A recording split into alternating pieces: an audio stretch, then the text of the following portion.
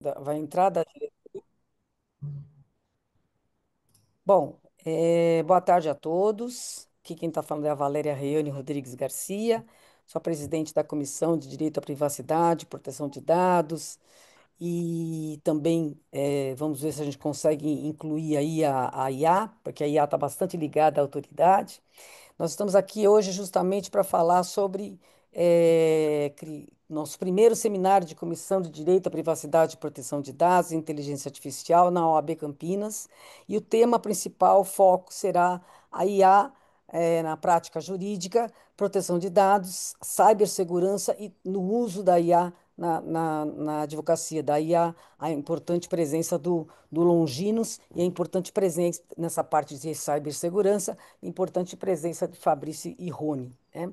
Também teremos aqui, já vamos ler aqui os currículos, eu estou aqui para moderar, então eu vou dando a toada aqui do jogo, tá? A Aline Andrieta, Aline, tudo bem? Vai fazer uma mediação, mas ela é a nossa vice-presidente. Temos aqui a Cecília Freitas, também vai fazer a mediação, membro da comissão. E temos o Orestes Baquete Júnior, comentarista, mas também é membro da comissão, tá?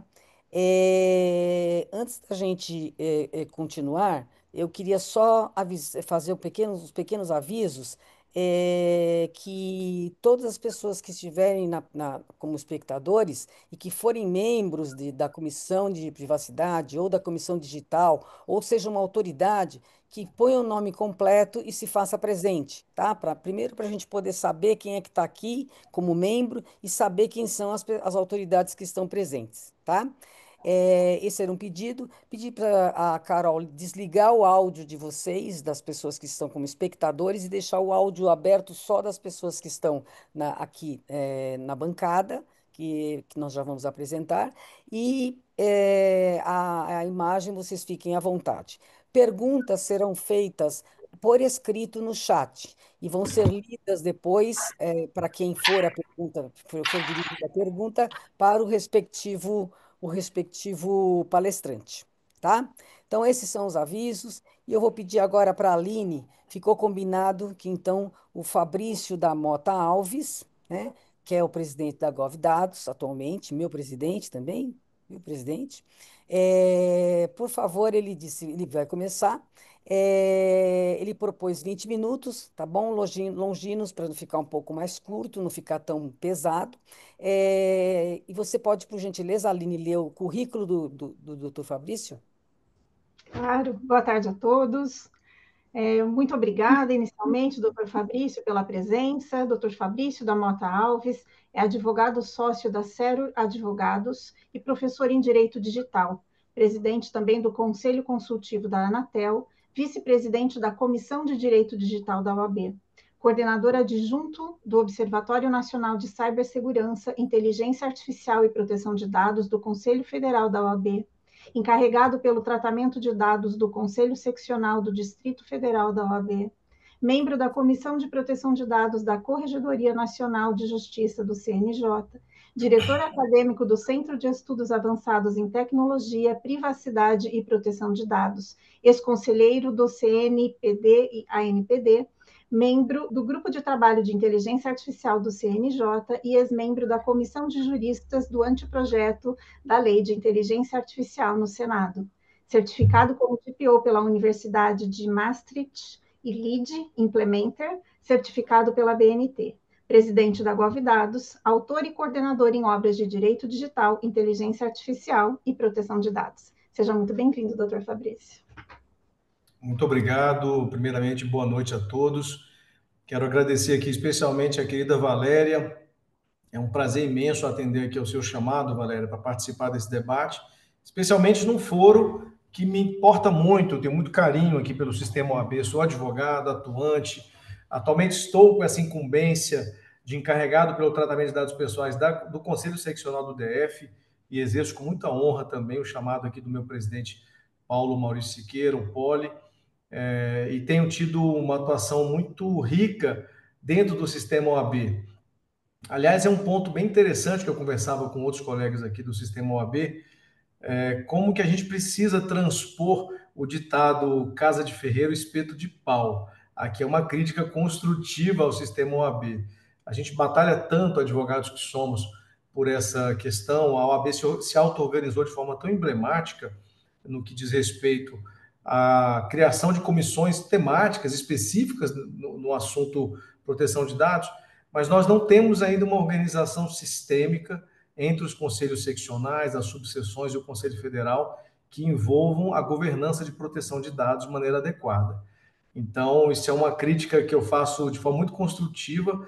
As comissões dão exemplo disso, mas os conselhos estão precisando se espelhar nesse exemplo e organizar a nossa casinha aqui como advogados que somos. Então, só mesmo um chamado aqui, um convite para que a gente pense na OAB também como agente de tratamento, porque é isso que ela é, né? Então, parabenizando aqui, cumprimentando meu querido amigo Rony Weinzoff, meu grande líder de sempre aqui dessas iniciativas, advogado brilhante, que eu tive o prazer de conhecer e de me tornar amigo, e para mim é uma honra partilhar da sua amizade, Rony, e estar ao seu lado nessas oportunidades de construção e debate tão enriquecedores. E agradecer a todos os que estão presentes, todos os membros aqui da comissão, e dizer para vocês que estamos aqui para ajudá-los a debater cada vez mais esse tema. Pelo que nós combinamos aqui, eu vou fazer uma breve apresentação, tanto histórica como também estruturante, do marco legal de inteligência artificial que o Brasil está tentando implementar, né? É um debate que já se estende há alguns anos, e só para dar um pouco de contexto para todos, para que saibam como é que nós estamos trabalhando a construção desse marco.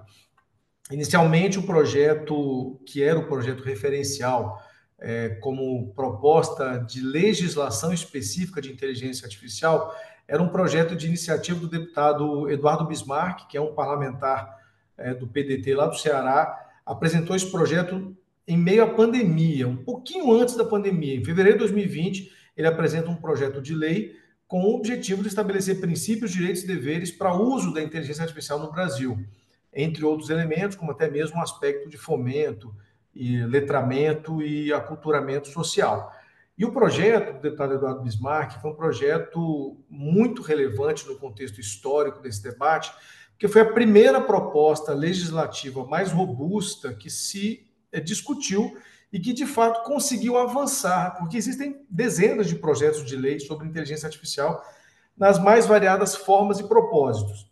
O próprio Senado, quando da propositura desse projeto na Câmara, já tinha projetos de lei lá do senador Stevenson, por exemplo. Havia 2 projetos de lei. Um projeto de lei propondo uma política pública em torno da inteligência artificial e um segundo projeto de lei buscando regular também diretamente a IA.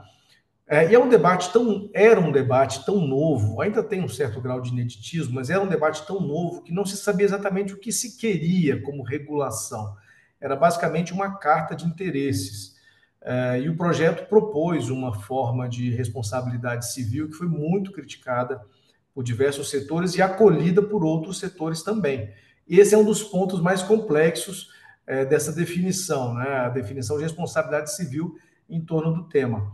O projeto basicamente estabelecia estabelecia diretrizes e princípios e tinha um conteúdo mais programático. Era um projeto com viés muito mais flexível de regulação e muito mais principiológico, o que é uma das vertentes adotadas com muita legitimidade por setores da sociedade que defendem que não se tem que regular ou se tem que regular de forma mais flexível, porque se trata de uma tecnologia muito incipiente ainda. Claro que IA já existe desde a década de 50, mas a consciência em torno dela e o impacto que ela vem promovendo na sociedade se acelerou agora com as condições ideais de temperatura e pressão, para não dizer grau de evolução tecnológica. Inclusive, por uma grande coincidência, chegou um livro maravilhoso aqui para mim, que eu vou fazer questão de mostrar para vocês, porque esse foi um achado. É um livro que me interessa muito, que eu estou enveredando para uma categoria de estudo, que é o estudo da filosofia da tecnologia.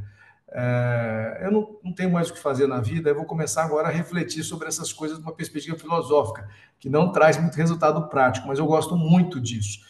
E durante os estudos desse debate, eu conheci um professor da Universidade de Cambridge, que se chama David Collingridge. E ele propôs o primeiro debate mais robusto em torno do desafio de se regular a tecnologia. Ele editou um livro, publicou um livro, nunca mais publicou uma segunda edição desse livro. Eu achei esse livro num sebo, é esse livro aqui, que chama The Social Control of Technology, e foi graças a essa obra, graças a esse desenvolvimento doutrinário que ele propõe, que ele estabeleceu um dilema que hoje é conhecido como o dilema de Collingridge. O que diz esse dilema? Ele não propõe exatamente soluções, ele propõe um dilema. Regular uma nova tecnologia, e olha que ele nem se referia especificamente à inteligência artificial. Em 1950 já existia, obviamente, já existia a IA ali para nos dar alguns primeiros passos, mas basicamente o que ele colocou foi o seguinte: regular a tecnologia muito no início da sua propagação, da sua utilização, é um risco para a sociedade. Por quê? Porque não se conhecem os efeitos dessa tecnologia ainda. Portanto, criar uma regulação com base em presunções legais ou regulatórias pode impactar negativamente o seu desenvolvimento. Isso foi uma percepção de um dos lados do pêndulo que ele apresenta. O outro lado do pêndulo é o seguinte: deixar para regular uma tecnologia muito tardiamente pode levar ao nefasto efeito de não ser mais possível controlar a tecnologia. Então, a proposta dele é: qual que é o momento exato em que nós devemos regular, então, a tecnologia? E ele fala regular na perspectiva de controle social. Se regular muito cedo, impede o desenvolvimento e nunca saberemos o seu potencial. Ou saberemos um potencial mais enviesado e mais limitado. Regular tardiamente pode ser tarde demais e já termos experiências prejudiciais para a sociedade que não teremos mais condição de recompor. Então, ele apresenta esse debate e esse debate se fez presente. Então, eu acho bacana disso, eu tenho assim, o privilégio, assim como o Rony, de participar do processo, é que a gente vê essas teorias sendo aplicadas na prática. E os debates são todos em torno disso. Que momento que deve regular, qual que é o grau de regulação, qual que é a modelagem de regulação, qual que é a abordagem que a gente deve seguir. A gente deve se inspirar na Europa, deve se inspirar no Japão, deve se inspirar em Singapura, deve se inspirar nos Estados Unidos. Qual que é a modelagem ideal? Temos que ter uma modelagem tupiniquim, uma jabuticaba que só a gente conhece, que só nasce no Brasil.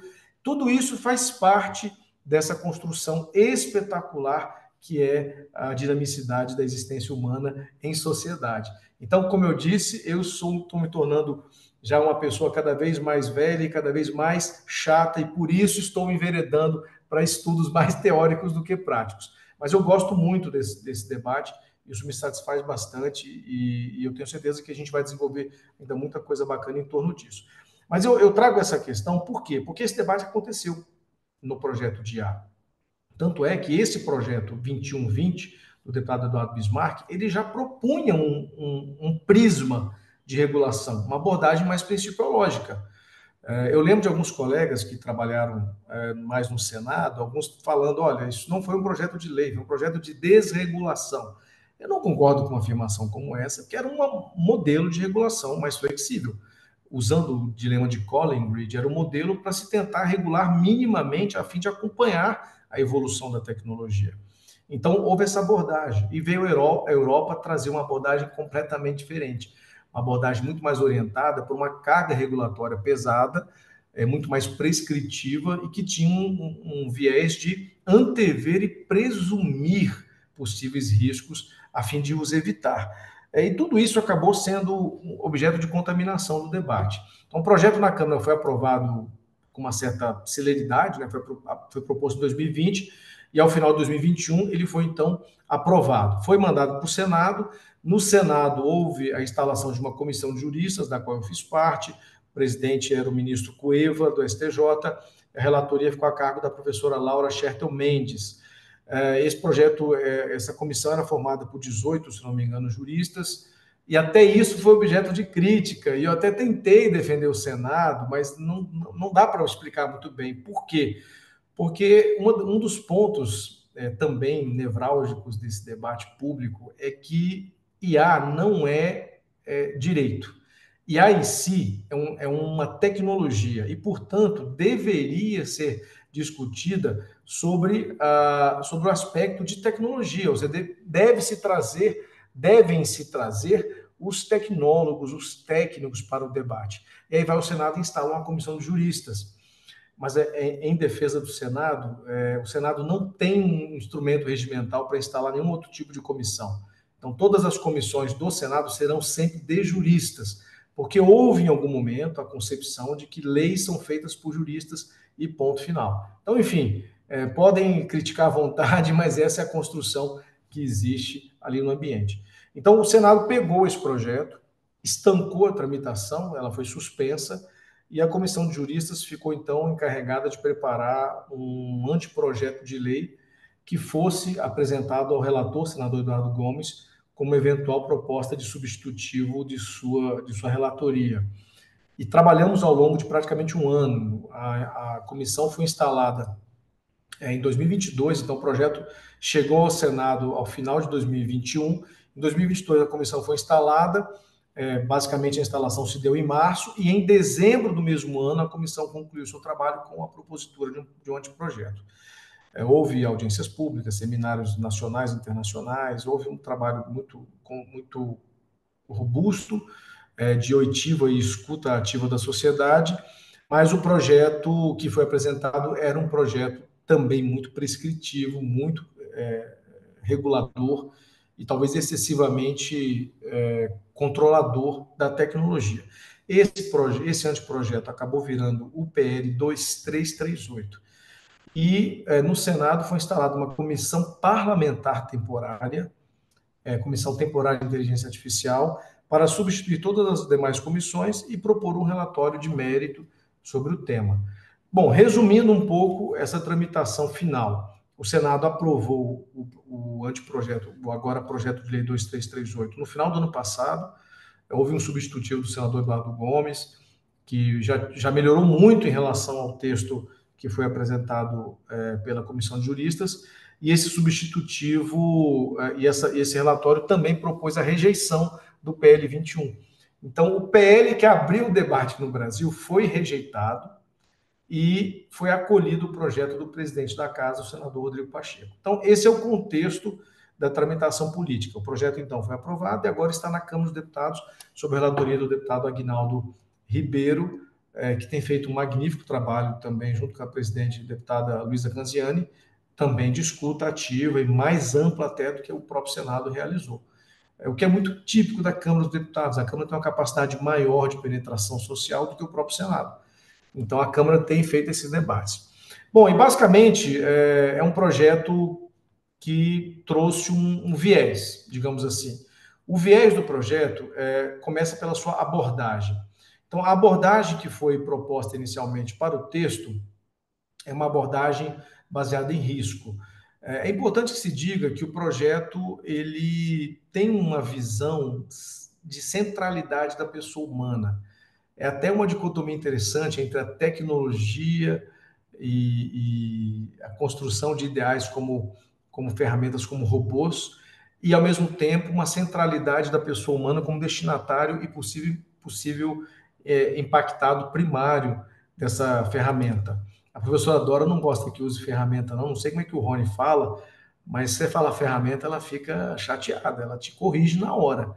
Vai ser uma tecnologia. Então a gente usa, só que às vezes falar tecnologia toda hora fica chato. Eu tento usar a ferramenta para ver se muda um pouco na argumentação. Então o projeto ele foi construído com essa abordagem de risco. Qual que é o pressuposto dele? Teve uma forte inspiração do AI Act da União Europeia, obviamente, mas basicamente a estrutura do projeto ela prevê algumas pressuposições. Então ela criou uma classificação de risco. Ela basicamente criou duas categorias principais, que é o risco excessivo e o alto risco, e dentro dessas categorias ela estabeleceu a presunção do que seriam, de fato, ferramentas, atividades ou sistemas de inteligência artificial, na verdade a nomenclatura adequada é sistemas de inteligência artificial, que poderiam oferecer um risco maior para a pessoa humana. E a depender dessa classificação, se o risco fosse considerado excessivo, seria proibitivo, não se poderia sequer desenvolver essa tecnologia e menos ainda aplicá-la. Então, quando o risco for classificado dessa maneira, ela é vedada, é proibitivo, não podemos ter sistemas de ar com esse grau de problema. E quando o risco for classificado apenas como alto risco, é possível desenvolver, adotar, comercializar, distribuir, utilizar, desde que certas medidas mitigadoras dos riscos sejam adotadas. Então, a gente está falando aqui, por exemplo, de supervisão humana, a gente está falando aqui também supervisão ou intervenção humana, a gente está falando aqui também da construção de elementos como explicabilidade, uma maior transparência, um combate ativo à discriminação ou aos vieses que os algoritmos podem apresentar. Então, são elementos que foram sendo construídos para tentar amansar esses riscos, mitigar esses riscos. E aí o projeto ele constrói toda a sua estrutura a partir dessa percepção. E aquilo que for classificado como médio ou baixo risco, ele fica apenas dentro de um contexto básico de transparência e elementos tradicionais de defesa, de defesa e respeito de direitos do cidadão. Então, não houve medidas específicas voltadas para essas categorias mais brandas, no caso, mais brandas de risco. E o projeto, além de prever essas categorias, prevê um conjunto de direitos. Então, o projeto ele tem 3 pilares. O pilar da abordagem de risco, em que ele propõe ali os elementos da governança em torno desse risco, classificação do risco, medidas de governança que devem ser adotadas e consequências também. Então, esse é um pilar. Um segundo pilar do projeto é um estatuto mínimo de direitos, direitos da pessoa afetada pela inteligência artificial. Então, ele prevê também essa categoria, assegurando que sejam garantidos direitos que tradicionalmente não seriam garantidos em outros sistemas jurídicos, apesar de haver críticas sustentadas no sentido de que boa parte desses direitos já estariam protegidos por outros diplomas jurídicos e legais. Mas esse é um ponto que foi enfrentado no Senado e essa foi a conclusão do Senado. Vamos ver o que a Câmara propõe agora. E o terceiro pilar em torno do projeto de lei foi o pilar da responsabilidade, tanto civil como administrativa, e o sistema que vai garantir a devida compensação ou punição em função de uma violação dessas normas. Então, o projeto ele prevê uma série de mecanismos para que o Estado possa se fazer presente num exercício de enforcement, ou seja, numa fiscalização e punição. Se houver infração à lei, haverá consequências, entre elas consequências básicas e brandas, como advertência, e consequências graves, como penalidades pecuniárias, multas e até mesmo obstrução ou proibições de desenvolvimento da própria tecnologia. Então, houve essa proposta e se definiu, ainda que provisoriamente, eu falo provisoriamente por quê? Porque não cabe ao Congresso definir isso de forma contundente como foi feito, em função da separação de poderes e do possível vício de iniciativa. O Senado, então, verbalizou, digamos, uma intenção política de que a ANPD fosse o regulador de inteligência artificial no Brasil. Mas não só isso, o Senado também propôs a criação de um sistema de governança pública e administrativa em torno da IA. Esse sistema seria basicamente formado por um coordenador, e aí sim a ANPD entra como coordenadora do CIA, como assim foi apelidado o sistema, ou o seu acrônimo foi estabelecido, e os demais agentes reguladores, que são as agências reguladoras, iriam de forma coordenada com a ANPD estabelecer a corregulação de maneira sistêmica, obviamente, no tema de inteligência artificial. O intuito disso foi proteger e garantir que as especificidades setoriais fossem respeitadas por quem domina a sua capacidade. Então, uma agência reguladora de telecomunicações, como a Anatel, ela, melhor do que ninguém, entende sobre o setor de telecomunicações. Então, ela vai propor que a inteligência artificial seja regulada segundo o prisma que ela é capaz de estabelecer de maneira coordenada com a ANPD. A ANPD vira um coordenador de sistema e as agências setoriais viram, então, as efetivadoras desse sistema. Então, basicamente, em apertadíssima síntese, meu tempo já está se esgotando, o projeto de lei propõe essa visão. O que faltou muito fortemente no projeto, porque nunca foi o foco, esse foco entrou na reta final, faltou a definição de uma política pública mais robusta, faltou a definição de instrumentos de fomento para isso, de competitividade, de elementos que assegurem ao Brasil uma compensação e uma justa transição no mercado de trabalho para a adoção em massa da tecnologia, com proteção dos direitos do trabalhador.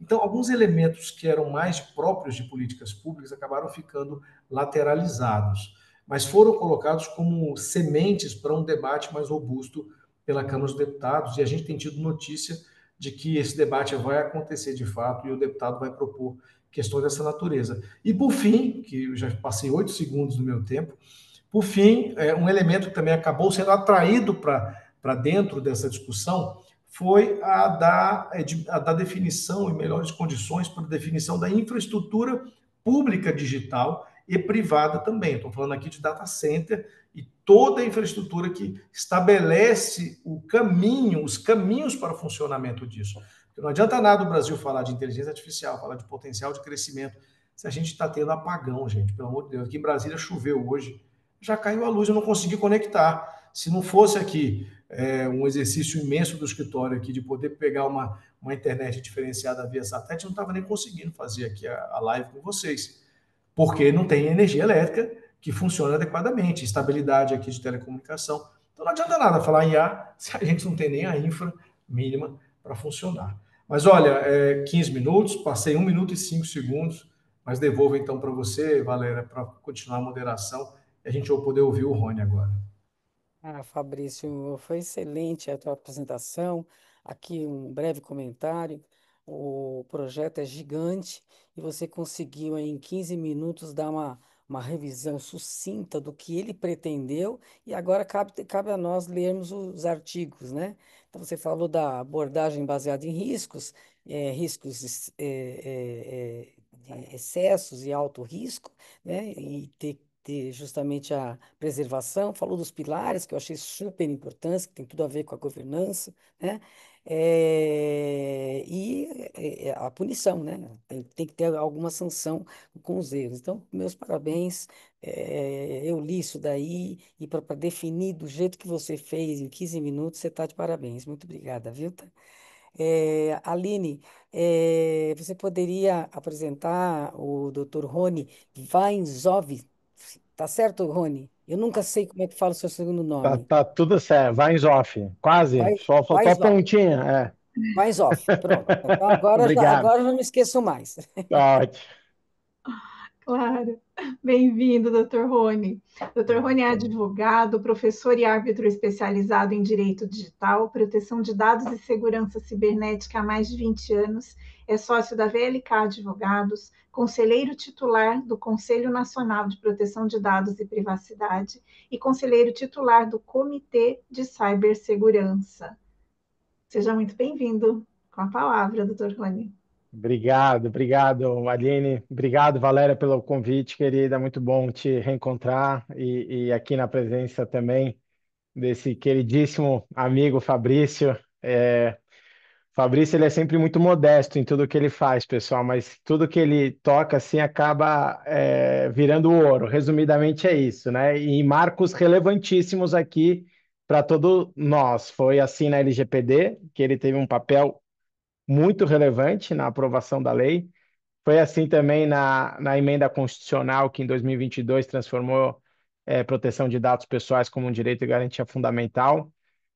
Não está sendo diferente na toda a construção em relação ao marco regulatório de IA e depois que o Fabrício saiu do Senado, conduz esse trabalho pro bono, né, Fabrício? Trabalho muito relevante, assim, e com todos os setores pressionando de uma forma muito grande, porque, afinal de contas, a gente está falando de um marco regulatório super complexo, que o mundo está discutindo como regular a IA, então, assim, é de se louvar esse trabalho que está fazendo, e mais recentemente aí como presidente do Conselho Consultivo da Anatel, então, a gente teve várias oportunidades aí de muita intimidade na nossa amizade, mas o trabalho que o Fabrício faz, ele é bárbaro também como advogado e colega, um querido amigo. Então, prazer te ouvir mais uma vez, Fabrício. Legal demais estar aqui ao seu lado e obrigado, pessoal, pela presença toda. Eu vou tentar trazer aqui alguns aspectos mais práticos, né? Superada essa questão que foi brilhantemente apresentada pelo Fabrício do nosso marco regulatório de IA, e para isso eu trouxe uma apresentação e também vou ficar aqui dentro do meu prazo que a gente combinou de aproximadamente 20 minutos. Só deixa eu ajustar meu cockpit aqui, pronto. Vocês estão vendo já, né, minha apresentação? Beleza. Então vamos lá, pessoal. Acho que a primeira questão, né, é que a gente saiu desse período da IA, né, em que ela praticamente não conseguia distinguir um chihuahua de um muffin, né? E agora não era bem nenhuma ferramenta, nenhuma tecnologia, ela só atrapalhava a nossa vida antes, né? Mas o fato é que hoje em dia a gente tem a IA superando aí diversos especialistas, né, em química, física, matemática, inclusive nós advogados, quando a gente olha, né, nos exames da OAB, na Bar Association lá nos Estados Unidos, ultrapassando aí toda essa inteligência humana em relação a essas avaliações. E mesmo assim, né, acho que essa é uma reflexão importante para as nossas atividades. Ela não sabe o menor sentido das palavras, frases ou qualquer conteúdo que produz. Ela somente calcula a probabilidade para encaixar uma palavra depois da outra e, com isso, constrói sentenças gramaticalmente perfeitas, mesmo sem ter qualquer entendimento do mundo, nem senso comum e muito menos compromisso com a realidade, né? Então, essa é a inteligência artificial, se é que a gente pode chamar de inteligência, né? E tem um professor da PUC, um colega nosso, é, que sempre traduz de uma forma bastante interessante assim essas repercussões de IA, que é o Diogo Cortis, né, que ele fala bastante que o problema não é a IA mentir, esse não é o problema. É nós, seres humanos, acreditarmos na mentira da IA, né? Essa é que é a grande questão. E depois a gente vai ver lições aqui para nós, advogados, entre qualquer outras profissões aí que obviamente utilizam a IA. Então, teve até uma empresa na Europa que colocou esse banner gigantesco num prédio que estava sendo construído, né, com uma pegada muito interessante, né? Falando, ei, ChatGPT, quero ver você terminar esse prédio, falando que algumas habilidades humanas são insubstituíveis, né? Mas aí a gente já lembra que tem impressora 3D que já faz prédio de 3 andares, né? Então, assim, mais ou menos, né? E a grande questão é de qualificação e capacitação, e isso envolve nós, advogados, também, para que a gente possa conhecer como a IA funciona, para a gente possa saber como usar a IA e principalmente para a gente contestar a IA. Afinal de contas, né, o Fabrício lembrou muito bem, né, tanto nessa discussão regulatória, mas como para qualquer outra tecnologia, a gente precisa entender muito bem como a tecnologia funciona para que a gente possa utilizá-la de forma responsável, né? Esse é o ponto principal.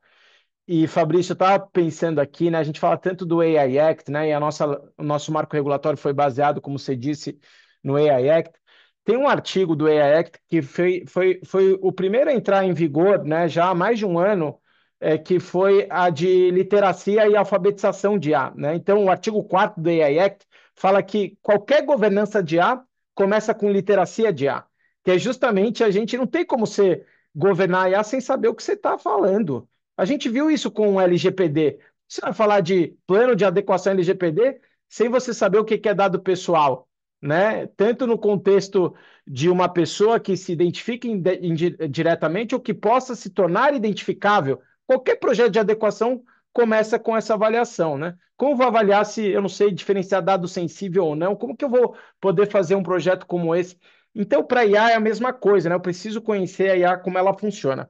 E é muito interessante notar isso para a gente entender, principalmente como a IA generativa funciona, porque nós todos atualmente utilizamos, e eu sou um consumidor heavy user aí da IA generativa, porque houve e há essa raspagem de dados em praticamente tudo que é acessível na internet, né? Essa grande raspagem de dados. Então, tem um pré-treinamento todo, né, desses modelos de propósito geral, né, das big techs de uma forma geral, em que houve a raspagem de dado e continuamente essa raspagem de dado em textos que são acessíveis publicamente na internet. Não só texto, como imagem, vídeos, etc. E o interessante é que o texto original, como por exemplo, né, uma obra protegida, era uma vez um castelo encantado, né? Imagina a IA raspando ali e consumindo aquele texto original. O que ela faz? Uma tokenização. Então esse texto ele é quebrado em partes. Era uma vez é quebrado e é tokenizado. Era vira 5023, uma 1117 vezes 9876. E depois isso é transformado em vetores, né? Ou seja, isso é mapeado em uma lista de números com espaço aí multidimensional em que se transforma em vetores. E a posição desse vetor no espaço captura os significados e as relações semânticas entre as palavras. Resumidamente, né? O que se transforma num mapa matemático onde palavras próximas nesse espaço têm significados relacionados. Então, rei e rainha, por exemplo, eles ficam mais próximos do que rei e banana, né? É isso que esse pré-treinamento faz. Ou seja, o modelo ele aprende padrões estatísticos entre esses vetores e eles aparecem juntos de acordo com a probabilidade.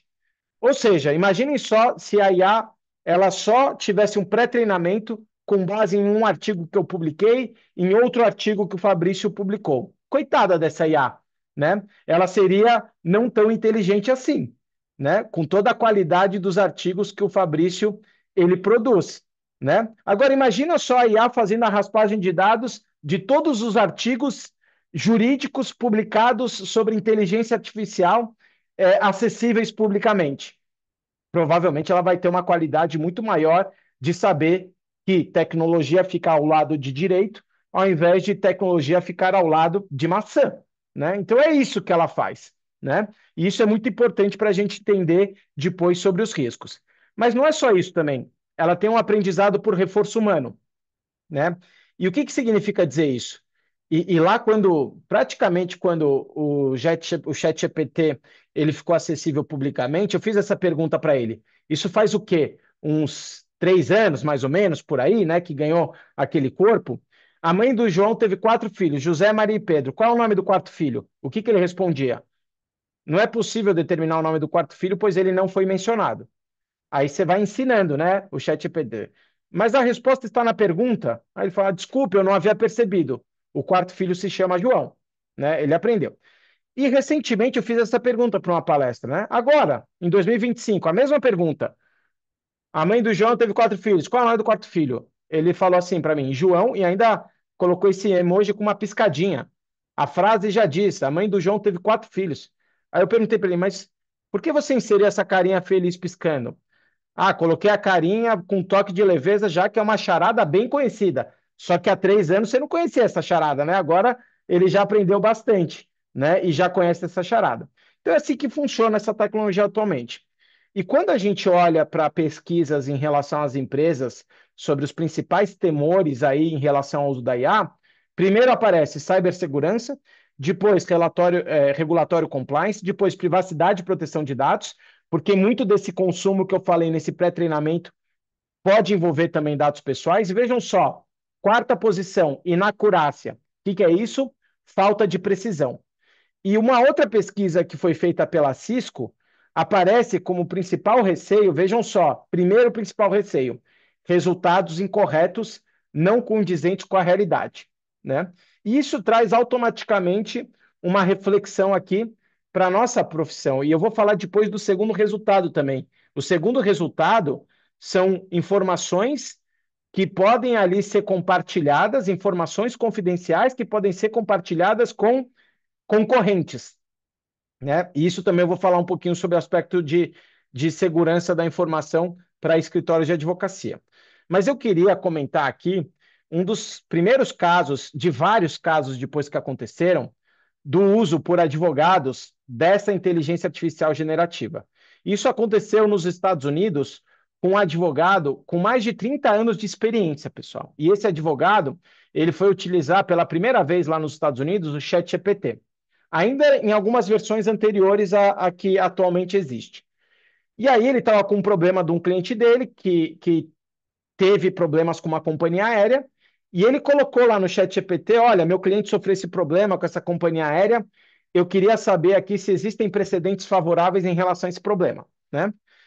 E lá nos Estados Unidos, né, só relembrando, diferentemente do Brasil, que a civil law, né, o direito positivado para tudo, né, muita legislação, nos Estados Unidos ali é a common law, né, ou seja, os precedentes judiciais, eles são muito relevantes para você ter êxito, né, na demanda.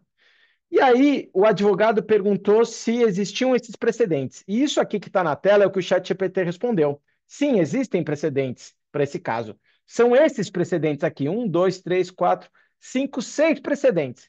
Aí o advogado ainda perguntou, mas esses precedentes são reais? O ChatGPT falou, sim, eles são reais. E aí o que o advogado fez? Colocou na petição inicial e entrou com o processo. Resultado, pessoal, esses precedentes nunca existiram. Tá? Simplesmente o ChatGPT, ele alucinou, ele forjou esses precedentes. E por que ele forjou esses precedentes? Porque ele é treinado para nos dar respostas. E respostas ali que nos sejam benéficas em relação às nossas atividades. E como ele só faz uma aproximação, um cálculo probabilístico, né, que pode ali trazer respostas que possam parecer verossímeis, muitas vezes ele se equivoca nessas respostas todas, né? E por isso que ele alucina, pessoal. E a gente viu isso acontecendo não só nos Estados Unidos, com um advogado com 25 anos de experiência. E qual que é o problema aqui, né?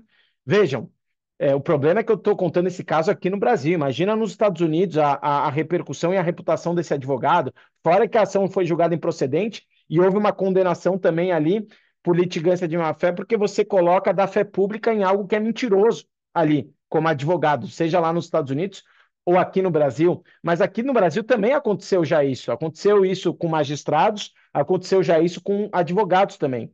E fora isso, recentemente, uma empresa renomada de consultoria teve que devolver para o governo da Albânia 440 mil dólares, 440 mil dólares, porque apresentou um relatório, pessoal. Entregou, foi paga e apresentou um relatório em que foi comprovado que existiam diversos erros e ela teve que admitir que ela apresentou aquele relatório e não fez uma revisão daquele relatório apresentado com o uso da inteligência artificial. Então, esse assunto ele é muito sério, pessoal, porque a IA, ela traz muita eficiência.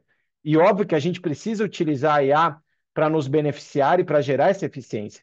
Mas se não tiver revisão humana, principalmente aqui para as nossas atividades, né? E se não houver o conhecimento muito grande sobre determinado assunto, ela é extremamente perigosa. E não é à toa que o próprio CNJ ele publicou essa resolução 615 de 2025, que inclusive o Fabrício fez parte do grupo de trabalho desta resolução especificamente, que ela serve para o Poder Judiciário no uso da inteligência artificial.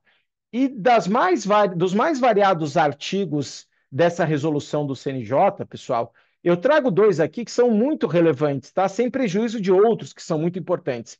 Vejam só, o CNJ, ele veda, pessoal, porque ele considera, o Fabrício falou de uma abordagem baseada em risco que tem o AI Act, que tem a discussão do nosso marco regulatório, mas é interessante ver uma abordagem baseada em risco setorial, né? Que é aqui, do nosso setor, do Poder Judiciário. Então, o CNJ fala que é vedado. Quando a gente olha para o AI Act, tudo aquilo que apareceu no Black Mirror, vocês assistiram a série do Netflix, Black Mirror?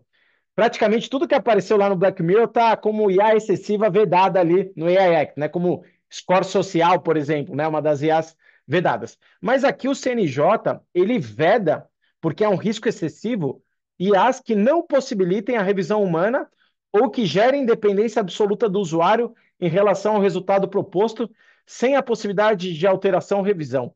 Obviamente que isso é super relevante, pessoal. E no contexto do Poder Judiciário, a gente precisa vedar, né, esse tipo de IA que não viabilize essa revisão humana. Mas não é só isso. O artigo 19, parágrafo 3º, inciso 2, traz como condição que a ferramenta será utilizada em caráter auxiliar e complementar, consistindo no mecanismo de apoio à decisão, sendo vedada a utilização como instrumento autônomo de tomada de decisão, sem a devida orientação, interpretação, verificação e revisão por parte do magistrado, que permanecerá integralmente responsável pelas decisões tomadas e pelas informações nelas contidas. Né? Vejam, pessoal, quero fazer uma política. Aqui o nosso escritório tem uma política para uso de AI, e aqui eu só vou revelar algumas práticas que a gente faz aqui internamente que são interessantes. Por exemplo, o primeiro risco para o escritório de advocacia: permitir utilização de IA sem ser uma IA corporativa. Ah, vou usar o ChatGPT. Né? É profissional? Você tem uma licença corporativa para isso? Ou não tem? Ah, mas eu dei o opt-out ali, não permitindo que o ChatGPT ele treine a IA para terceiros em relação àquele conteúdo, mas não é uma ferramenta profissional. Se um cliente for contratar você, o cliente normalmente você tem que responder ali todo um questionário, né? Pelo menos eu sou advogado corporativo, o Fabrício também é, a gente preenche vários questionários ali para as empresas que nos contratam. O que que tem no questionário? Política de anticorrupção, política de segurança da informação, política de diversidade, né? Política ambiental, e cada vez mais vai ter uma política lá. Quais são as ferramentas que você utiliza? Né? Onde você hospeda seus dados? Que ferramentas de IA você utiliza? Você utiliza ferramentas de IA corporativa, por exemplo? Né? Você precisa conseguir responder que sim. Eu utilizo o Office aqui no VLK como pacote. Né? Seria muito mais fácil utilizar, por exemplo, a ferramenta da Microsoft, né? Que é o Copilot, porque já está toda integrada. A gente fez um bench no nosso mercado e descobrimos que o quê? Que talvez o Copilot não fosse o mais eficiente para as nossas necessidades. Eu já usava o ChatGPT Plus sem qualquer tipo de informação que pudesse envolver assuntos de clientes, ou seja, só para documentos públicos. Mas mesmo assim, a gente resolveu fazer uma licença para cada usuário da OpenAI com o ChatGPT Business, né? Para quê? Para que a gente tivesse uma licença corporativa com toda a avaliação de governança estruturada sobre mitigar qualquer risco de consumo de informação protegida, inclusive por sigilo profissional que a gente tem para terceiros, né? E mesmo assim, a gente tem uma política de uso, né, em relação a essa ferramenta. E, pessoal, é simples.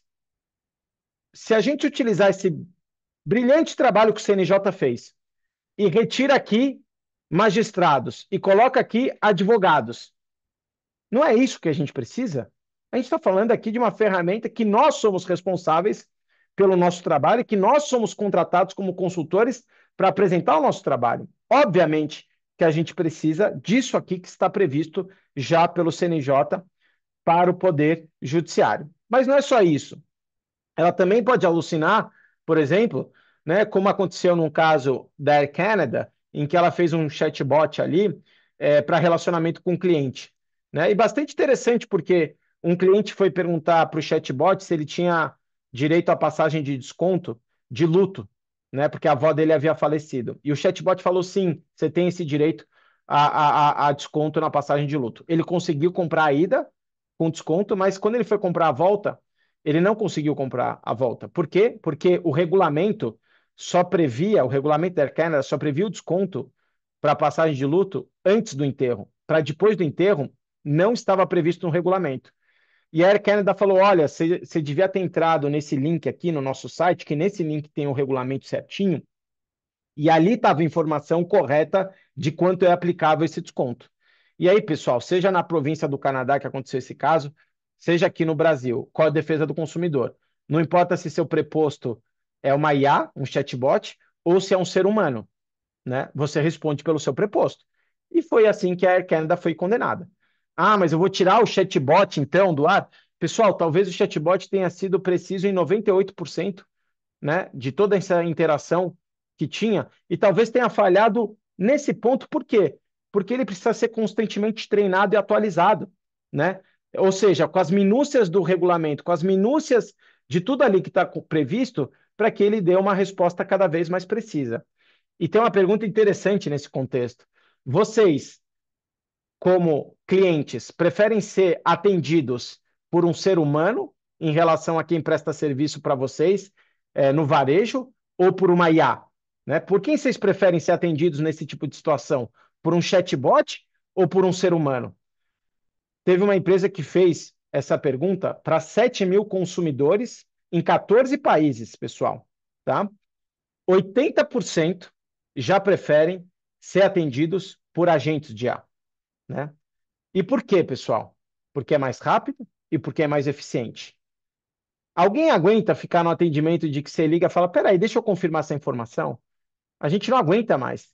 Né? Se os chatbots eles forem rápidos e precisos, a gente vai preferir ser atendido, né, por chatbot e não mais por seres humanos. Agora, obviamente, que esse tipo de situação não se confunde com a nossa prestação de serviço como advogado, ou como a magistratura ali, emitindo uma decisão judicial. Isso não se confunde, porque são riscos diferentes, pessoal. E não é à toa, como o Fabrício muito bem comentou, que tanto o AI Act traz esses riscos diferentes, como o nosso marco regulatório sendo discutido agora na Câmara dos Deputados traz.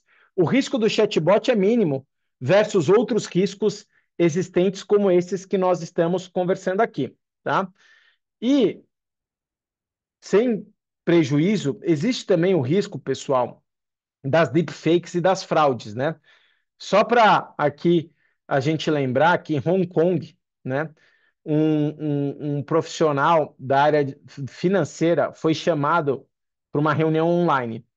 E ele entrou nessa reunião online da empresa dele e começou a interagir com os executivos dessa reunião online que estavam determinando que ele fizesse transações financeiras que chegou no valor de 25,6 milhões de dólares. E depois ele descobriu que todos aqueles executivos eram deepfakes, ou seja, eram agentes virtuais de deepfakes daqueles executivos. Ou seja, acabou essa era do ver para crer, né? 40% do phishing hoje já é direcionado às empresas, eles são já gerados por IA, 60% dos destinatários caem em golpes de phishing gerados por IA, e tem uma economia de 95% nos custos dessas campanhas de phishing de uma forma geral. E eu não quero me estender aqui nos riscos de uma forma geral, que depois eu vou deixar, Valéria, essa apresentação aqui disponível para vocês, mas eu queria aqui falar só antes de encerrar sobre mais dois pontos, tá? O primeiro ponto aqui, tá, é da explicabilidade, né? O que que é explicabilidade? É como a IA chegou naquele resultado. É eu entender como a IA chegou naquele resultado. E teve um experimento que foi feito muito interessante, que foi criado uma IA para identificar, né, se nessas fotografias, em fotografias em geral, haviam lobos ou huskies siberianos, né? E a IA, ela estava tendo uma precisão muito grande em conseguir identificar se nas fotos haviam lobos ou huskies siberianos. E aí, os pesquisadores foram entender na explicabilidade como a IA estava chegando nesse resultado de quase 100% de precisão. Sabe o que eles identificaram? Que a IA não estava identificando se havia lobos ou huskies. Estava identificando se no fundo das fotos tinha neve ou não tinha neve. Ou seja, não tinha nada a ver com o propósito original e, teoricamente, estava dando 100% de precisão. E por isso que a explicabilidade ela é relevante. Só que, para modelos simples, eu consigo entrar nesses modelos e ter explicabilidade. Já em modelos complexos, eu não consigo identificar e entrar nas black box, são caixas pretas, nas grandes redes neurais profundas. Eu não consigo ali acessar. Onde que está a governança? Nos dados de entrada e nos dados de saída. É aí que está a governança da IA, tá, pessoal? E só para vocês terem uma ideia, é muito interessante esses relatórios, esse aqui foi feito recentemente pelo IAPP, né, em que traz ali quem está sendo responsável pela governança de IA nas organizações, mais de 670 empresas pesquisadas em 45 países diferentes, tá? E a maioria das áreas que está atualmente respondendo pela governança da IA são as áreas de privacidade, jurídico e compliance, né? Por quê? Porque é um tipo já de compliance existente e que está migrando para essas áreas também no uso da tecnologia. E é interessante notar, e esses relatórios também trazem isso, que a questão de uma IA responsável vai muito além de mitigar riscos jurídicos, de responsabilidade civil, de sanções administrativas, de uma forma geral. Porque isso traz retorno sobre investimento, isso traz uma reputação, isso traz uma confiança maior, né? Afinal de contas, a gente tem essa nova camada, né? Proteção de dados pessoais, por exemplo, é um direito e uma garantia fundamental, né? A gente está falando de uma nova abordagem de conformidade, porque as pessoas não confiam mais se a gente não tiver uma transformação digital baseada num tripé que envolve cibersegurança, proteção de dados e privacidade e cada vez mais governança ética e responsável de IA. E aí, só para utilizar aqui o professor Silvio Meira, que é uma das maiores referências, felizmente, do Brasil na área de transformação digital, IA e tecnologia, ela fala muito importante sobre o equilíbrio entre delegação e supervisão. Então, isso a gente precisa ter muito aqui no nosso pensamento, que o desafio não é evitar a codificação do futuro, mas escrevê-la como com tinta ética, caneta crítica e revisão coletiva, e que existe a inteligência de cada um de nós, existe a inteligência social dos grupos ou da rede de pessoas, e existe a IA, né? E aí, Fabrício, trazendo um pouquinho da discussão com a Dora, né? Que não é uma ferramenta, mas é uma extensão da inteligência. E isso significa que as pessoas elas não podem ser substituídas, porque a gente precisa dessa interação e essa extensão da inteligência, né? E depois eu deixo à disposição de vocês vários materiais que nós publicamos aqui no escritório, mas eu vou compartilhar todos esses slides com vocês e por enquanto é isso, fico à disposição aí para os debates depois. Muito obrigado por enquanto. Rony, fabuloso, viu? Tive uma aula agora. Obrigado. Sinceramente, eu não imaginei que 80% das pessoas gostariam de ser atendidas por IA. Pois é, É, impressionante esse número, né? Eu é assisti numa palestra no exterior e impressionante. eu gosto de trazer também, porque. Mas para isso aí precisa ser eficiente, né? Porque senão a É, gente não vai querer, né? Então, e para ser você eficiente, já ela está precisa consumir muito dado, né? você já está num patamar da IA que eu já estou precisando começar a estudar, porque eu estava vendo a cultura outro dia e estava fazendo uma pesquisa entre três crianças, uma de 12, outra de 10 e outra de 7, né? E perguntaram se elas usavam, não falo IA, porque criança é o chat, né? E uma das meninas falou assim: não, eu uso o chat, o menino de 12 anos, é que às vezes a professora coloca lá para a gente fazer uma redação e conta mais ou menos uma história e quer que a gente põe o título. E eu não estou com não tô com criatividade, aí isso me deixou preocupada. Eu não estou com criatividade para dar o título, né? Então eu peço para o chat. Nesse contexto que a professora coloca, né? Qual o título que seria melhor para aquela redação, né? Ou uma narrativa, ou alguma coisa, e aí, e que mais? E a pessoa era proposital. E a menininha falando, as de 7 anos, fala assim, às vezes a professora faz uma coisa muito difícil, e aí eu pergunto para o chat GPT, eles falam do chat GPT, e aí ele me dá uma resposta, e eu peço para dar resumida, porque sendo resumida não dá a impressão que eu usei inteligência artificial e que eu não sou tão inteligente assim, porque eu sou uma criança. Minha mãe faz isso, né? Então, por que que eu estou fazendo essa relação? Né? Porque na minha concepção ainda existe muita dúvida na veracidade dessas respostas, né? E aí vem aquele exemplo do advogado que usou 23 jurisprudências, eu não li a matéria inteira, mas me parece que foi jurisprudência, né? E todas elas não existiam ou eram mentirosas, né? E aí eu te faço uma pequena pergunta. Eh, Essa raspagem que você diz, ela é de toda a internet ou tem alguma plataforma, por exemplo, no nosso caso jurídico, para poder ver? Porque senão daqui a pouco nós vamos estar passando esse trabalho para o judiciário. Ele vai ter que olhar todas as jurisprudências se são reais ou se não se existem, se já foram aprovadas, se já foram utilizadas, enfim. O que você poderia falar sobre isso? Legal, Valéria.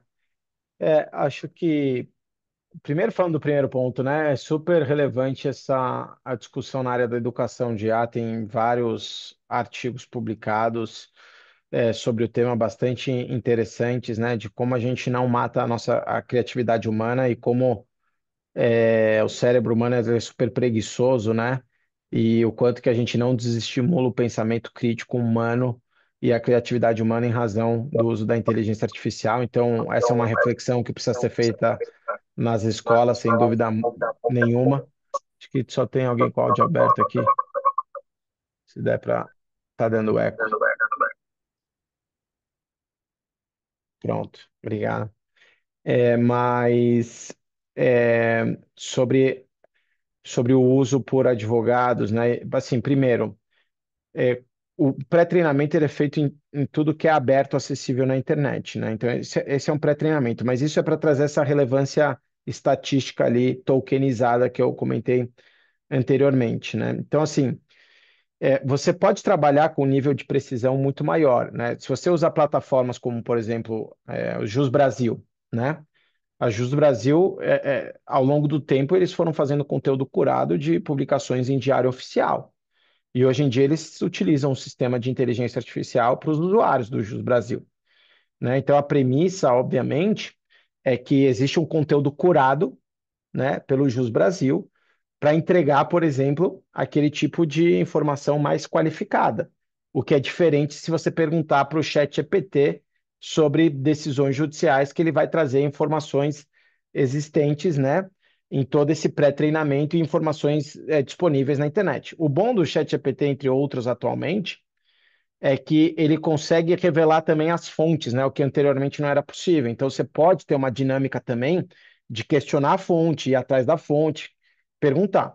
Mas outra possibilidade de uso responsável, e isso eu uso bastante, é você fazer o upload dos documentos que você quer para a IA com o seu conteúdo curado, para você conversar com a IA em cima desse conteúdo curado e pedir para a IA, porque você pode ir programando a IA também, né? Então Eu você vejo pede isso para a IA, como uma olha, solução legal também. antes de eu subir aqui, ó, eu não quero que você pegue nada da internet. Eu quero que você se limite a interagir com esses documentos aqui que eu vou fazer o upload. Ok? Aí ela fala, ok, tem certeza? Tenho certeza. Aí você pede para ela trazer informações desse documento. Você pode pegar, pesquisar 15 decisões, acórdãos, subir para IA e interagir com esses 15 acórdãos. E mesmo assim, você pede, ó, então me faz o resumo aqui, me diz exatamente que página tá cada informação que você extraiu e conferir, porque mesmo assim ela pode alucinar, ela pode errar.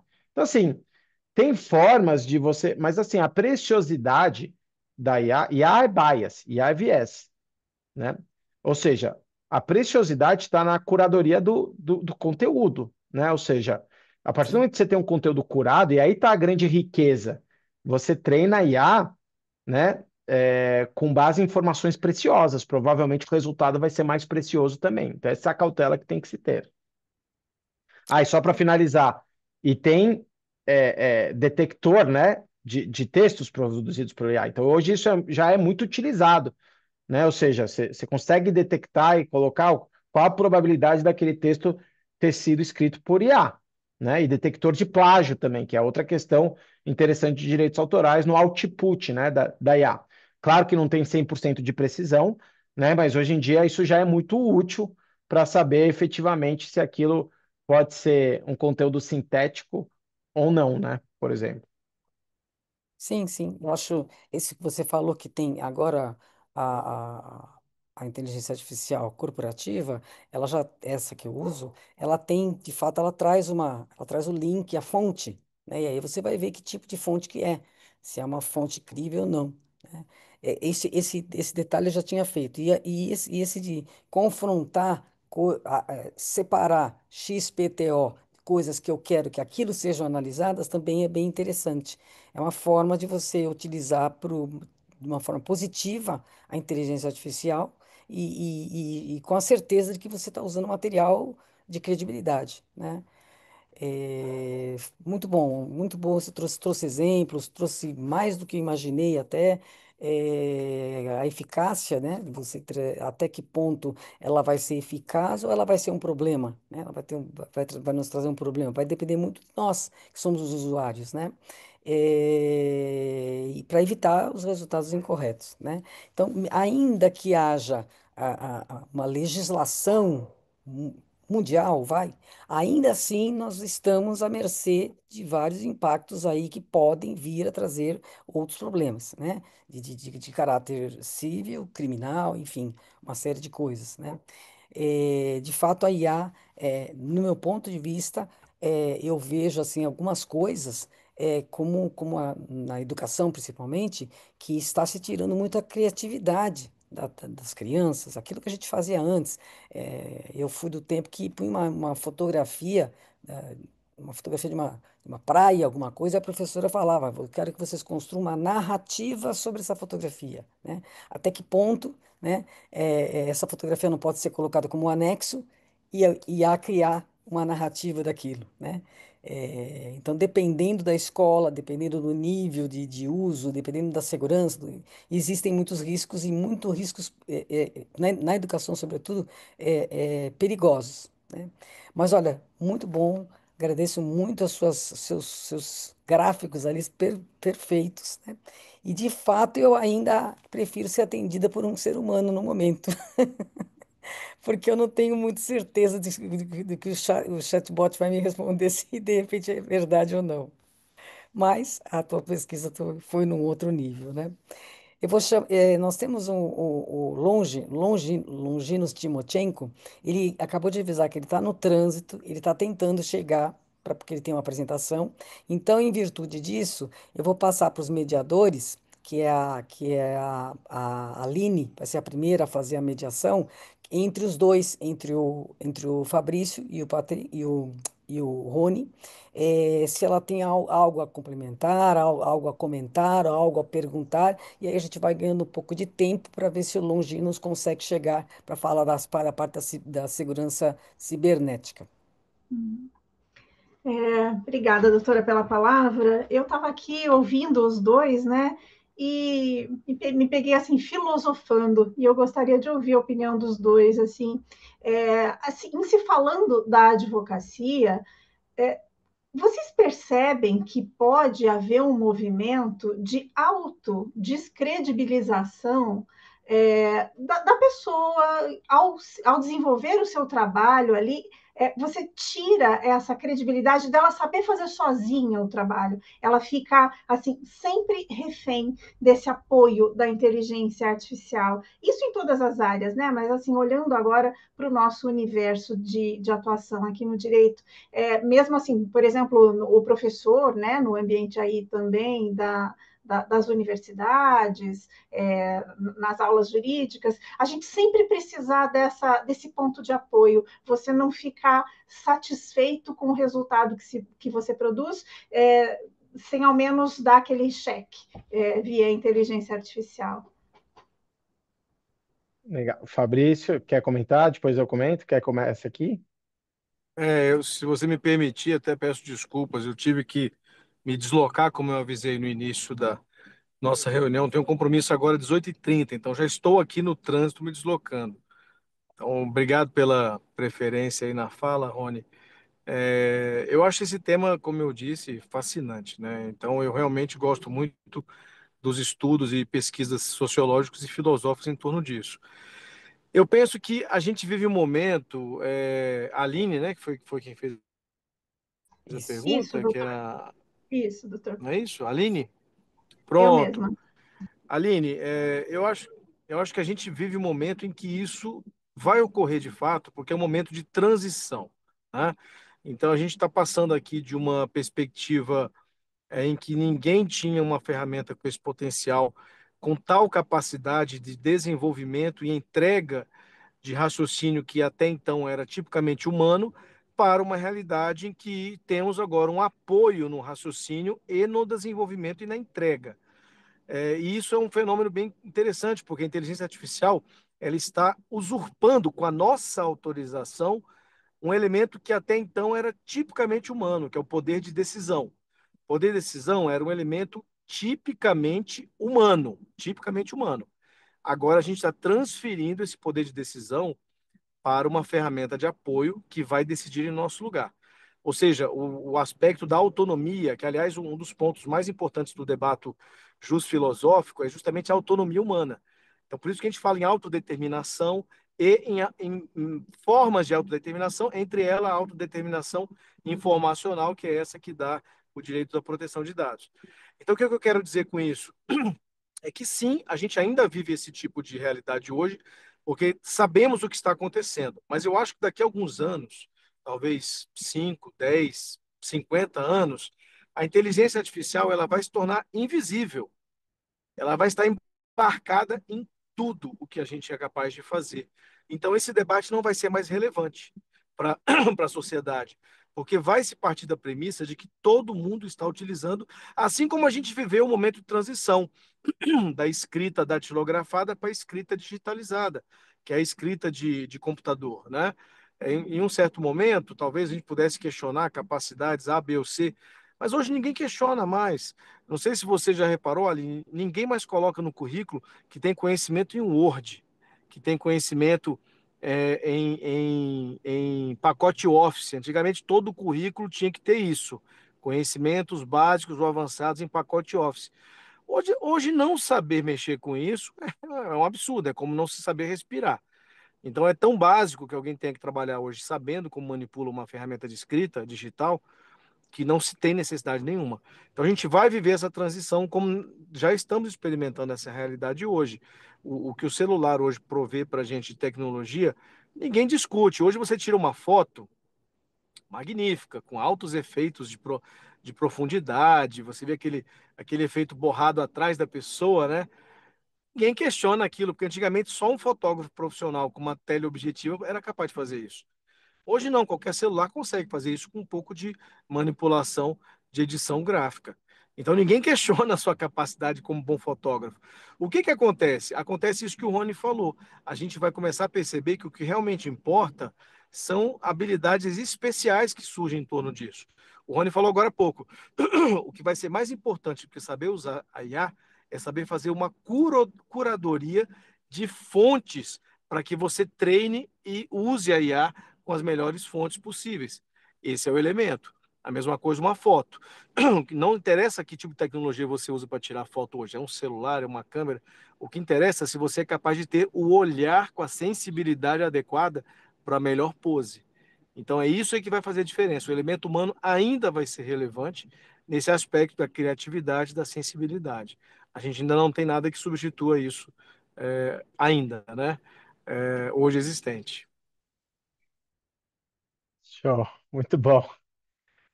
É, Se eu puder aqui só complementar, talvez, o amigo Fabrício em alguns pontos, eu acho que aquela questão, né, do equilíbrio entre delegação e supervisão, né? E isso é dinâmico, né? De acordo, inclusive, com o risco, no contexto do uso da IA. E hoje em dia nós já estamos delegando, como o Fabrício comentou, nossas decisões para os algoritmos, né? Então, por exemplo, o Waze, todo mundo usa o Waze aqui, né? E eu sou de 1980, né? Eu, quando aprendi tirei carta em 98, né? Não tinha o Waze ainda. Como é que a gente chegava nos lugares, né? Assim, aprendendo, né? Antes, e quando a gente não sabia chegar em algum lugar, a gente pegava o guia, né? Ou parava no posto e perguntava quando estava chegando próximo. Hoje parece que se a gente tira o Waze, a gente não sabe mais chegar no lugar, Guia, né? guia, guia quatro rodas, hein, Guia Rony? quatro Nossa, rodas, mas eu né? usava. E é muito interessante isso, porque a gente delega isso. Só que e se o Waze te levar para um lugar perigoso? Você vai? Né? Você ainda precisa ter uma certa autonomia para não ir em todos os lugares que o Waze te leva, né? Então, acho que esse é um exemplo. Agora, tem outros, né, exemplos. Quando ontem a gente estava numa discussão com as plataformas Big Tech, rede social, 95% do conteúdo ele é bloqueado antes da gente ter a possibilidade de consumir ele. Porque são conteúdos que violam de forma consistente as políticas, como, por exemplo, conteúdos de auxílio e instigação ao suicídio, conteúdo de terrorismo, discurso de ódio que fere de forma contundente a liberdade de expressão. Ou seja, imagina só, upload, pessoas do mal tentando fazer o upload em redes sociais desse tipo de conteúdo. Se não fosse a inteligência artificial ali bloqueando esse tipo de conteúdo, seria impossível frear esse tipo de conteúdo. E ali é sem qualquer tipo de supervisão humana, porque é muito bem treinado, obviamente, e é ponderado. Pô, o risco de um conteúdo como esse ter o upload versus um ou outro que escapa sob a perspectiva de liberdade de expressão, né? Então, assim, esse é outro exemplo bastante interessante, né? Mas quando a gente passa para a nossa profissão, ou um diagnóstico médico, né? Por exemplo, atuo bastante na área da saúde, né? Veja, a responsabilidade é do médico em dar o diagnóstico. Ele tem muito apoio da IA? Obviamente que ele tem muito apoio da IA já. Por quê? É aquilo que a gente estava conversando, o Fabrício comentou de novo. Você tem uma base de conteúdo curado, excepcional em determinados hospitais, em que se tem históricos de estudos e de diagnósticos e de prontuários, para viabilizar algo de uma forma muito mais precisa. Agora, o médico precisa saber muito bem como funciona aquela tecnologia para saber se ele confia ou não nela, né? Aquele advogado que usou aquilo talvez nunca mais use IA na vida dele, e sendo que é uma ferramenta que ele vai precisar usar, senão ele vai estar fora do mercado, não vai ser mais competitivo, mas saber como usar. Então, assim, acho que é um pouco disso, né? De como funciona a tecnologia para a gente usar com precisão, sabendo que no final das. Assim, eu estudo esse tema nosso de direito digital, reflexos, desde que eu sou estagiário, então há 22 anos. Como que eu combato e sei se a IA está me trazendo uma resposta eficiente? É através do meu conhecimento também na área. E é através do nosso conhecimento da área que a gente vai conseguir contestar também aqueles resultados e usar de forma eficiente, né? Agora, se a gente deixar nosso cérebro preguiçoso e passar a confiar, a gente corre o risco do risco que teve aquela consultoria, que teve que devolver 440 mil em dólares, fora a confiança do mercado depois. Como é que você vai ter uma confiança novamente, né? Difícil isso. Imagina a nossa reputação entregando uma jurisprudência que não existe e dando nossa fé pública para o judiciário. É muito grave, né?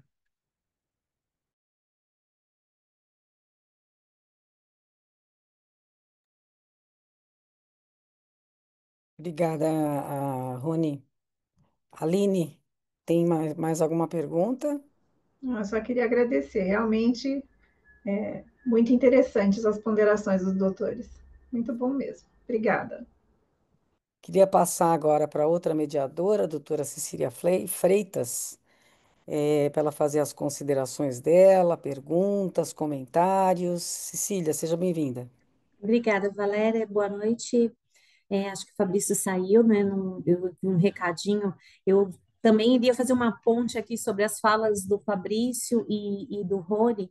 E de tudo assim que foi falado, uma coisa que também eu acabei pensando, filosofando um pouco como a doutora Aline, nessa postura que, por exemplo, aqui nós estamos falando de uma prática ética em relação à advocacia e no uso da IA de uma maneira consciente, responsável, e, ao mesmo tempo, eu, na minha atuação, tenho recebido muitas peças, contratos, que a gente vê nitidamente que foi produzido sem sequer um cuidado de alterar a fonte que é produzido pela inteligência artificial generativa e até no formato gratuito.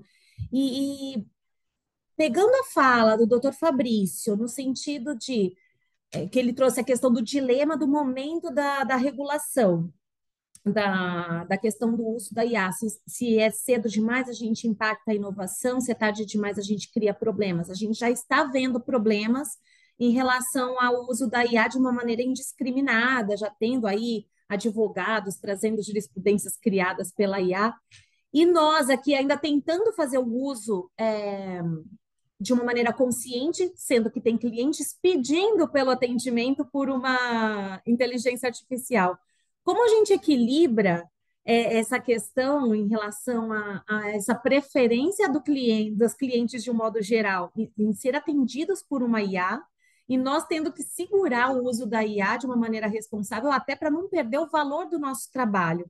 Seria algo nesse sentido que eu queria até ouvir o doutor Rony falando, né? Porque nós temos os nossos custos como advogados, nós temos os honorários que a gente cobra, e a gente vê que tem advogados que estão usando ali a inteligência sem muita ponderação e provavelmente reduzindo custos dos honorários a valores ínfimos. Como que a gente se posiciona nessa hora?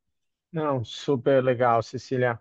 Assim, a gente tem uma premissa aqui, né, que a gente tem que fazer aquilo que a IA não sabe fazer, porque esses advogados que utilizam a IA, daqui a pouco os clientes não vão precisar deles, porque os próprios clientes vão usar a IA para isso, né? Então, a todo momento a gente precisa estar se redescobrindo e avaliando qual é o valor que nós temos para os nossos clientes, enquanto seres humanos e enquanto advogados, nesse caso, na nossa prática jurídica.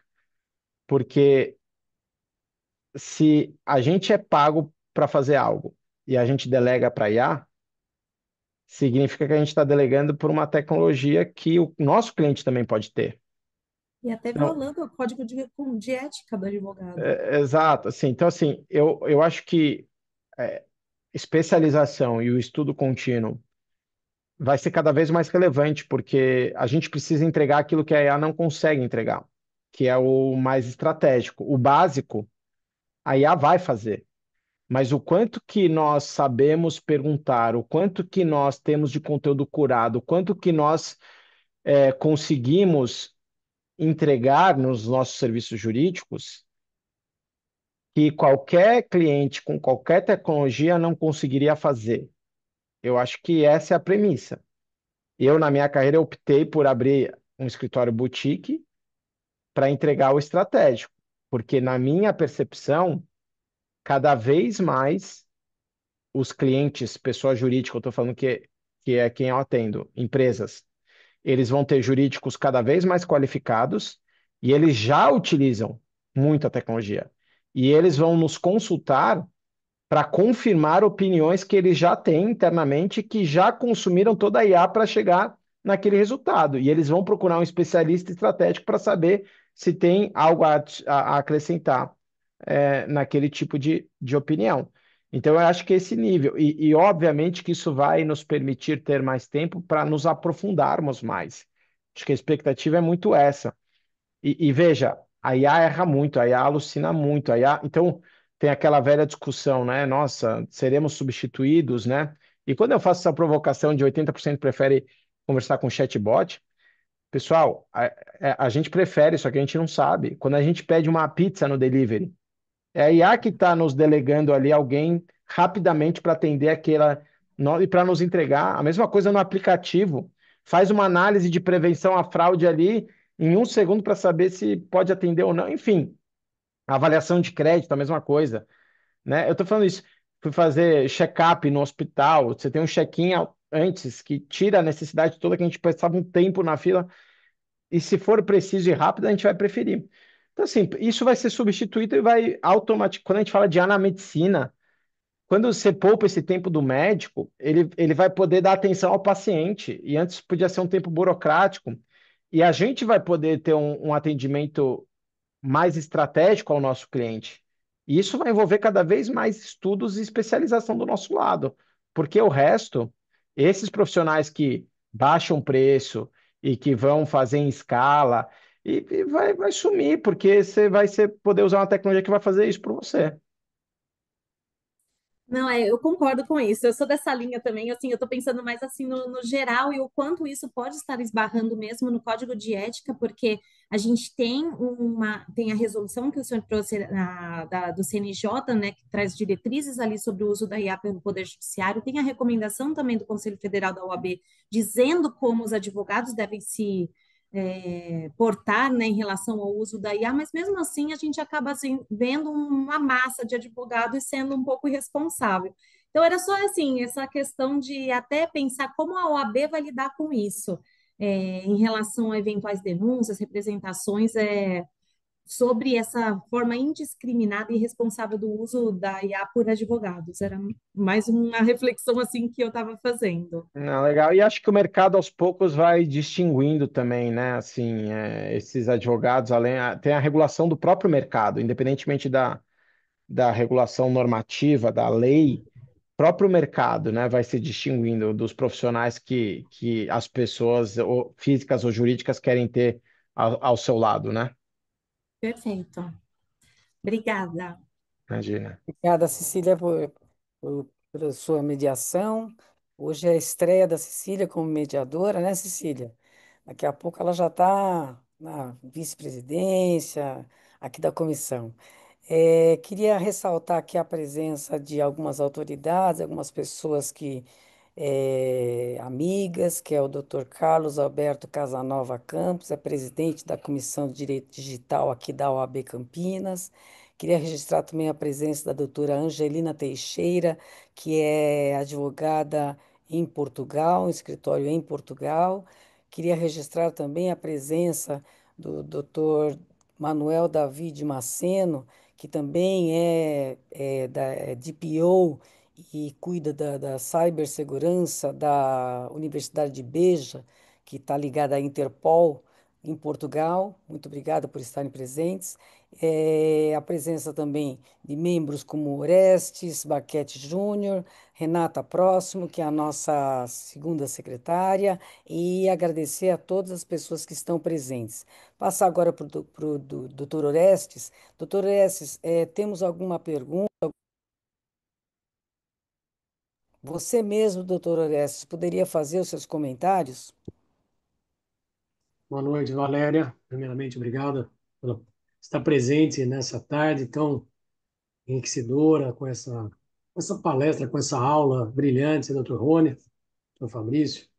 É um assunto, a doutora Cecília, a Aline, né? Olá, Aline, Dr. Carlos. É, é um assunto bastante delicado esse sobre a inteligência artificial, né? Isso me faz lembrar antigamente, a gente que é das mais antigas, né, que chegava o cliente no seu escritório, putz, já vem com a petição pronta do Google, né? Hoje já vem com a petição pronta do chat, né? E chega para o advogado e fala assim, doutor, só assinar, né? Aí me fez lembrar uma vez uma passagem onde eu cheguei para o cliente e falei, você tem urgência? Eu falei o preço de um processo. Ele falou assim, ah, por quê? Não, presta um vestibular, estuda 5 anos e tira o jus postulante. Na hora que você passar numa OAB, você pode usar a sua petição.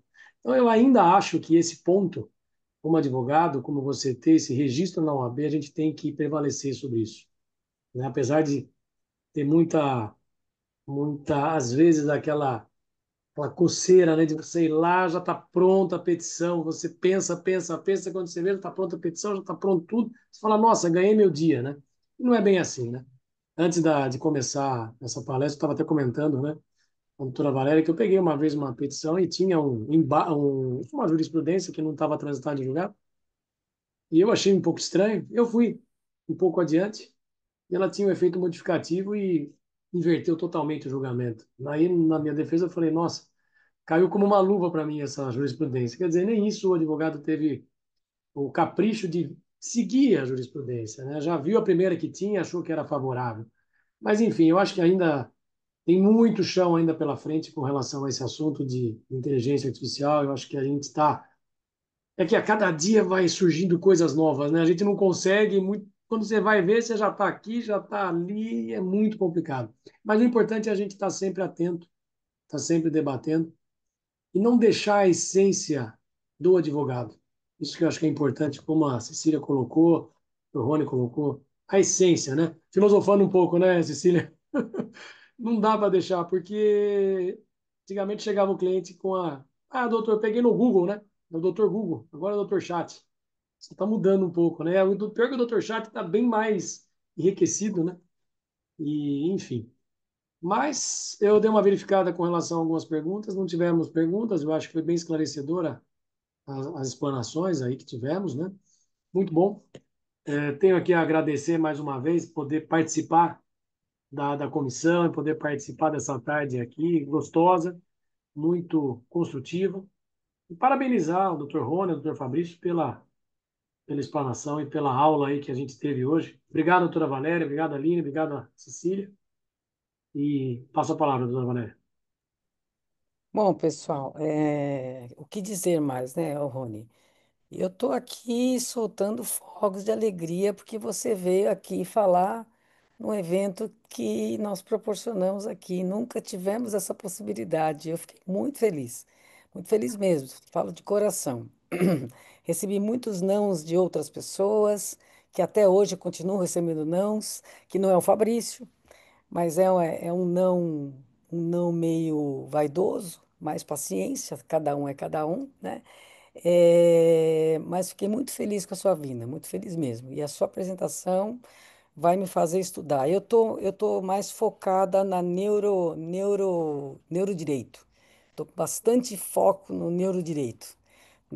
a inteligência artificial, não estou tão focada. Por isso que o que você trouxe para mim vai ser algo de matéria de estudo, porque eu não paro de estudar, eu estudo o tempo todo, né?